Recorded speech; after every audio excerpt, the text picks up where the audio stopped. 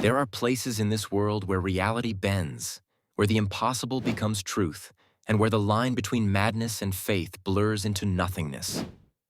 This is the story of one such place.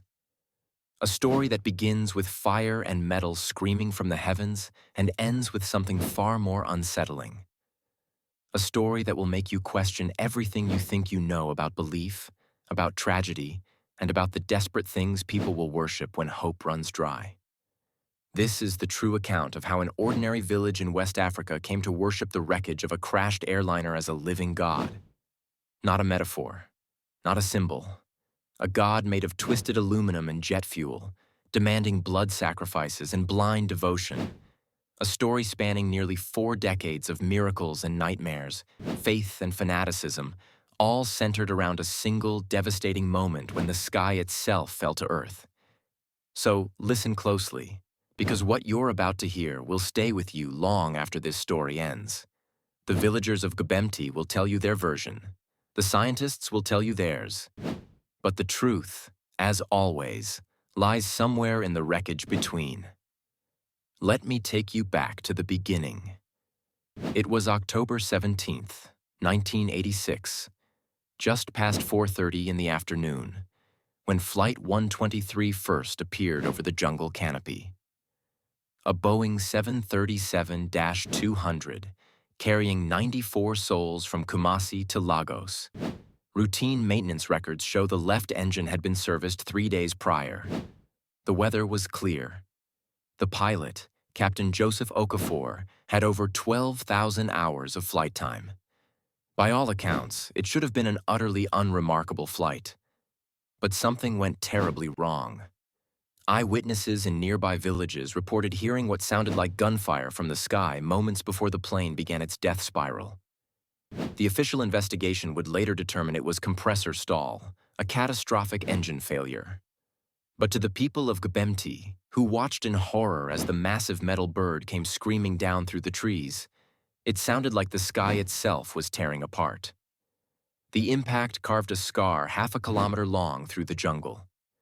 Fuel tanks ruptured, sending a fireball hundreds of feet into the air. Pieces of fuselage rained down like metallic hail. The main wreckage came to rest at the edge of the village's sacred grove, where generations of villagers had gone to commune with their ancestors. What happened next defies all rational explanation. Of the 94 people aboard, only 3 survived the initial impact.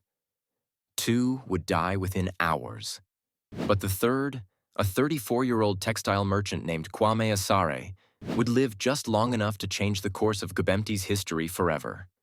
According to 6 separate eyewitness accounts, Asare crawled from the burning wreckage with his clothes still smoldering, his face blackened by soot, his eyes wide with something between terror and revelation. As villagers rushed to pull him to safety, he began shouting in a mix of English and Twi about voices from the fire. His exact words, as recorded by the village chief's grandson in a diary that still exists today, were these: "The white bird speaks. It says it comes not to destroy, but to protect. The metal lives. The metal breathes. It says we must feed it." Then his lungs, seared by superheated air, gave out. He collapsed into the arms of the village elder and died without another word. That should have been the end of it. A tragic accident. A strange final delusion from a dying man. But in Gbemti, where the veil between the physical and spiritual worlds has always been thin, Kwame Asare's last words took root like seeds in fertile soil. The first miracle occurred 3 days later, when a childless woman named Abena Mensah washed her face with rainwater that had collected in a piece of crumpled wing. Within a month, after 15 years of trying, she was pregnant. Then came the rains after a drought that had lasted nearly 2 years. Then the disappearance of a skin disease that had plagued the village children. Then the hunter who swore the wreckage glowed blue at night and whispered hunting advice. By the 1-year anniversary of the crash, what began as curiosity had hardened into doctrine. The village elders declared the site sacred. They named the wreckage Bosompra, combining the Twi words for metal and spirit. They instituted rituals. First, just prayers and offerings of fruit. Then chickens. Then, as the demands of the new god grew, goats. By the one-year anniversary of the crash, what began as curiosity had hardened into doctrine. The village elders declared the site sacred. They named the wreckage Bosompra, combining the Twi words for metal and spirit. They instituted rituals.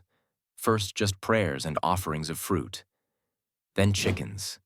Then, as the demands of the new god grew, goats. The transformation from accident site to place of worship was shockingly complete. Where aviation investigators saw tragedy, the people of Gbemti saw divine intervention. Where engineers saw shattered machinery, they saw a vessel for something far older and more powerful. And this is where our story takes its darkest turn. Because gods, once created, must be fed. The first formal priesthood emerged in 1989. 3 men who claimed to hear Bosompra's voice in the creaking of cooling metal at dusk. They instituted strict rules. No one could approach the wreckage without purification. Women menstruating were forbidden from even looking at it from a distance. Every Friday became sacrifice day. Former priest Kofi Nyame, who fled the village in 2003, describes the escalation in chilling detail. At first, it was just prayers. He told me in one of only 2 interviews he's ever granted.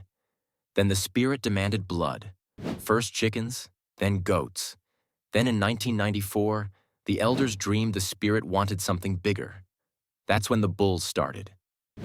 But the most disturbing account comes from a village woman who asked to be identified only as Ama.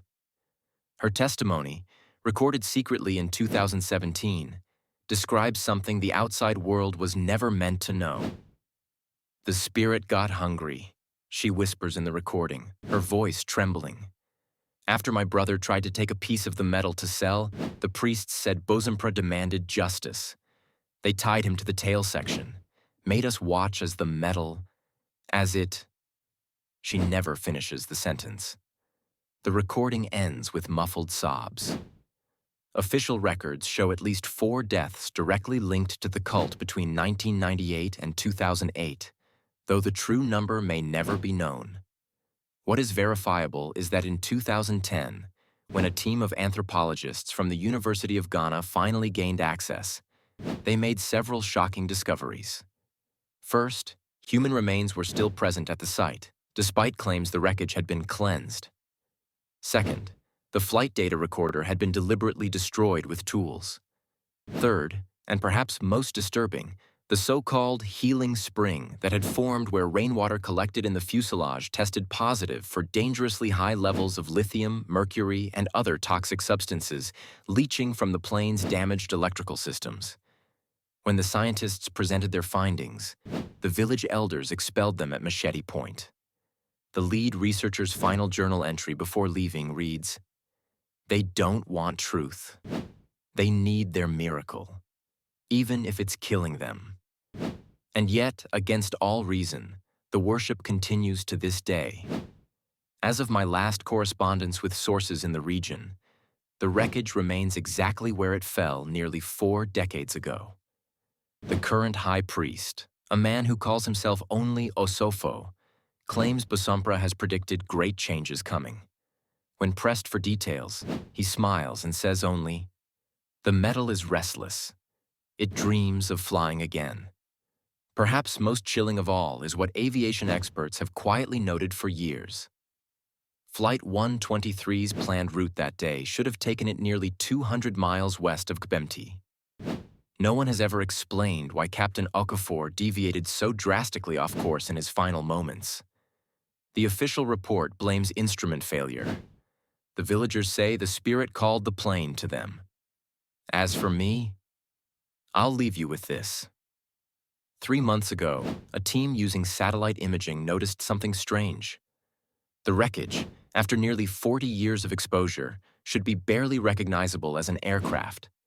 Yet in the images, the outline appears almost pristine. The wings too straight, the fuselage too intact.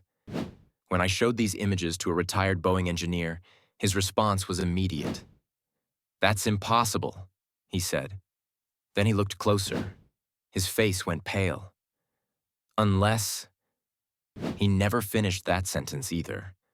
Perhaps some things are better left in the jungle, where metal dreams and gods grow hungry.